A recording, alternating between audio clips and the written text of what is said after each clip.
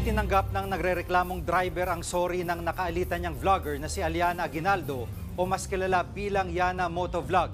Hindi sumipot kahapon sa pagdinig ng LTO si Yana pero nagpadala siya ng sulat at nagsorry sa driver na si Jimmy Pascua.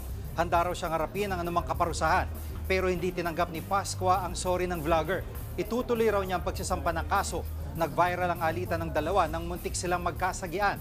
Sinabihan din na masasakit na salita niya ng driver. Ayon sa LTO, kahit walang aktwal na disgrasya, posibleng matanggalan ng lisensya si Yana.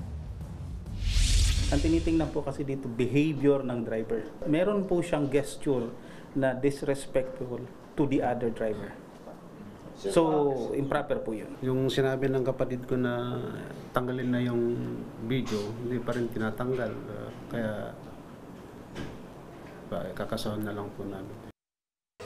Mga kapatid, Jiggy Manikad po, iba na ang may alam at may pakialam sa panahon ngayon. Para sa konkreto, kumpleto at komprehensibong balitaan sa Frontline, mag-follow at mag-subscribe sa social media pages ng News 5.